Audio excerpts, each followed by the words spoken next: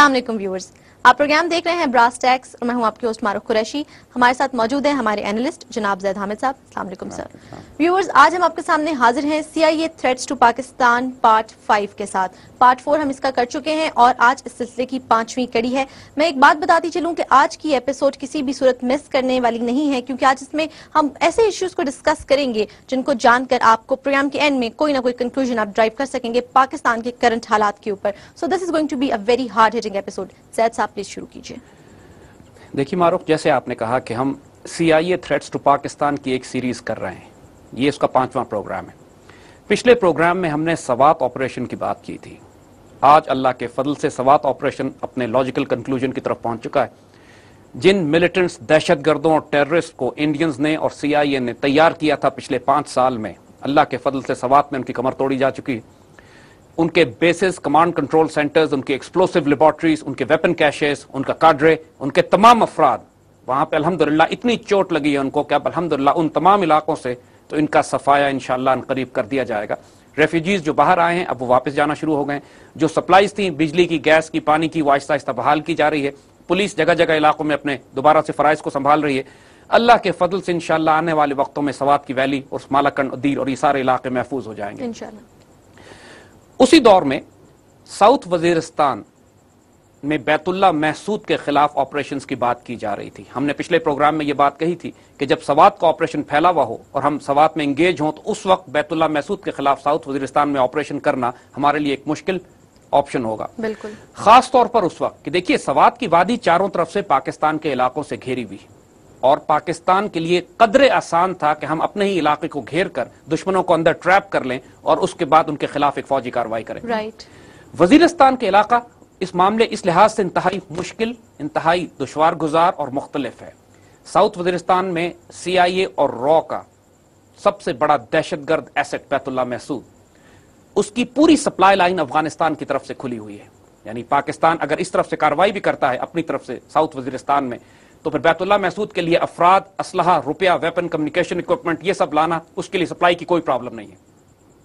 जो Indian काउंसलेट्स, so called काउंसलेट्स, basically वो intelligence outpost हैं जो जलालाबाद से लेके नीचे तक फैले हुए हैं और जहां बाकायदा इंडियन आर्मी के ऑफिसर्स और उनकी आर्मी के इंटेलिजेंस एसेट्स सपोर्ट कर रहे हैं उस तमाम दहशतगर्दी को जो पाकिस्तान के अंदर हो रहा है, उनको कोई रोकने वाला नहीं है। अफगानिस्तान में अमेरिकन अम्ब्रेला के नीचे वो पूरी तरह कार्रवाइयां कर रहे हैं पाकिस्तान के खिलाफ।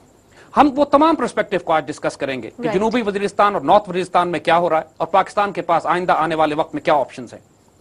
देखिए पिछले दिनों ये बात हम आपको बहुत पहले से बता रहे हैं, कई बरस हो गए इस बात को हमें रिपीट करते हुए कि बैतुल्लाह महसूद को CIA ड्रोन्स अटैक करके कत्ल नहीं करते, उसको प्रोटेक्ट किया जा रहा है।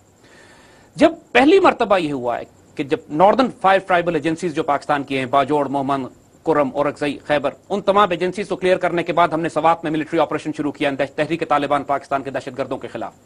उसके बाद हमारा फोकस साउथ वजीरिस्तान पर होना था।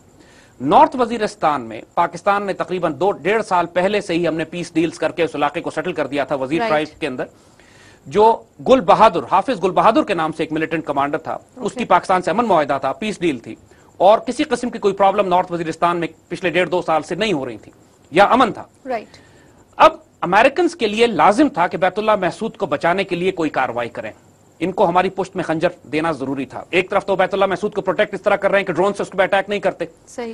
पाकिस्तान आर्मी बहुत ज्यादा मोहतात थी साउथ वजीरिस्तान में जाते हुए। जो हमारी स्ट्रेटजी थी वो यही थी कि पहले बैतुल्लाह महसूद के गिर्द हिसार, घेरा लगा लिया जाए, इसको पहले कंटेन किया जाए, इसकी फ्यूल सप्लाईज रोकी जाए और इसके अफराद को जो बाहर निकल कर आने जाने का जो सिलसिला है इसको कंटेन किया जाए, उसके टारगेट्स को आइडेंटिफाई किया जाए और फिर एरियल स्ट्राइक्स के जरिए ताकि कोई किसी किस्म की सिविलियन डैमेज और कैजुअलिटीज ना हो और बैतुल्लाह महसूद को हिट करें। मगर जब उसकी सप्लाई पीछे से खुली है और अमेरिकन उसको प्रोटेक्ट कर रहे हैं तो फौजें लेके साउथ वजीरिस्तान में दाखिल हो जाना उन पहाड़ी इलाकों में एक मुश्किल ऑप्शन है।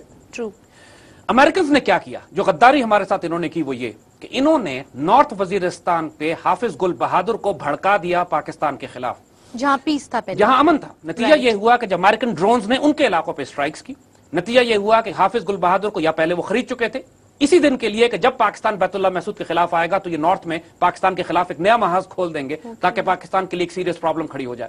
हाफिज गुल बहादुर ने कुछ अरसा पहले पाकिस्तान आर्मी के मिलिट्री कॉन्वॉय पर हमला किया और 40 से ज्यादा हमारे ऑफिसर्स और जवान शहीद कर दिए, जिसमें लेफ्टिनेंट कर्नल कमांडिंग ऑफिसर भी शामिल हैं। और इस हमले के नतीजे में अब हाफिज गुल बहादुर ने भी पाकिस्तान के साथ गद्दारी का सबूत दिया है। अब उसकी लाइन, वो रेड लाइन क्रॉस कर चुका है, अब उसका सलूक, उसके साथ भी वही सलूक होगा जो बैतुल्लाह महसूद के साथ किया जाता है।